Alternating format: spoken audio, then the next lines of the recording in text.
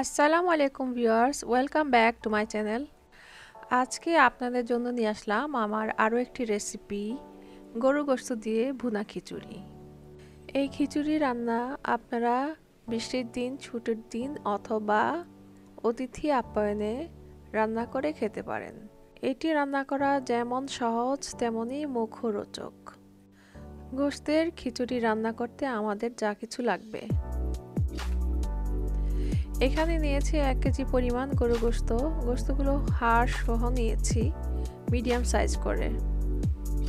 নিয়েছি গোটা মশলা, 2টো তেজপাতা, এলাচ, দারচিনি, গোলমরিচ এবং লং। সাথে আরও আছে গুঁড়া মশলা, 1 টেবিল চামচ করে হলুদ, ধনিয়া, মরিচ, জিরা এবং গরম মশলার গুঁড়া, স্বাদ মতো লবণ, 2 টেবিল চামচ আদা রসুন পেস্ট, 1 কাপ পরিমাণ পেঁয়াজ কাটা, 1 কাপ করে মসুর ডাল এবং মুগের ডাল, আর 2 কাপ পরিমাণ বাসমতি চাল। এই চাল এবং ডালগুলোকে আমি আলাদাভাবে খুব ভালো করে পরিষ্কার করে ধুয়ে নেব। এবার রান্না শুরু করা যাক। এখন একটি রান্নার হাঁড়িতে 1/4 কাপ পরিমাণ তেল দিয়ে সাথে দিয়ে দেব পেঁয়াজ এবং গোটা মশলাগুলো। পেঁয়াজগুলি যখন একটু ব্রাউন হয়ে ভেজে আসবে তখন তাতে দিয়ে দিব বাটা মশলা, গুঁড়া মশলা এবং স্বাদ মতো লবণ।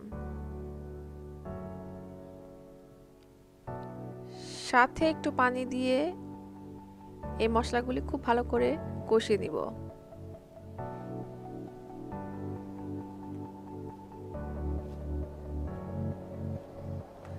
মশলাটা কষানো হয়ে গেল, এখন দিয়ে দিব কেটে রাখা গরু গোশতগুলো। গরু গোশতটা মশলার সাথে ভালো করে মিশিয়ে আমি 10 মিনিট রান্না করব।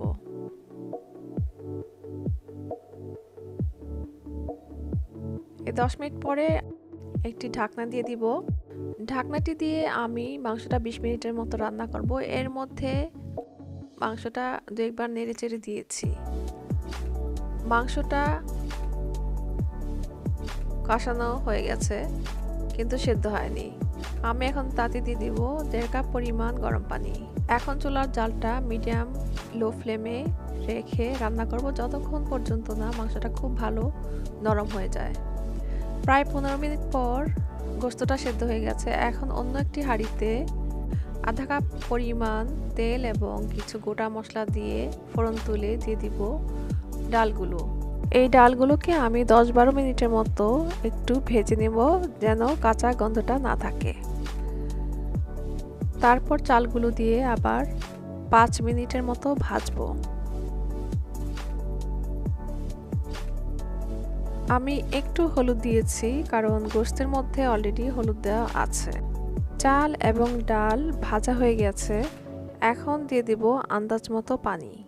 এখানে মোট 6 কাপ পরিমাণ ফোটানো পানি দিয়েছি। দিয়ে দেব আন্দাজ মতো লবণ এবং কয়েকটি কাঁচামরিচ। তারপর অপেক্ষা করব বলক ওঠা পর্যন্ত। পানি যখন চালের গায়ে সমান হয়ে যাবে তখন দিয়ে দেব রান্না করে রাখা গরুর গোশতগুলো। এগুলো আবার নেড়ে চেড়ে সমান করে দিব এবং দিয়ে দিব 2 টেবিল চামচ পরিমাণ ঘি। এবার চুলার জালটা একদম লো ফ্লেমে রেখে ঢেকে দিব 10-12 মিনিটের জন্য। এই 10-12 মিনিট পর রান্নাটা শেষ হয়ে গেছে। এবার চুলার জালটা নিভিয়ে দিব এবং একটি সার্ভিং ডিশে সার্ভ করে দেখাবো। গোশত দিয়ে ভুনা খিচুড়ি রান্নাটা কিন্তু একটু মাখো হয়। আপনারা যদি ঝরঝরে রাখতে চান তাহলে 1/2 কাপ পানি কম দিলেই হবে।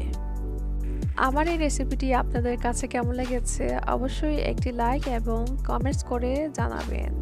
আর যদি ভালো না লাগে তাহলে দেখতে থাকুন, এক সময় না এক সময় ভালো লেগে যাবে।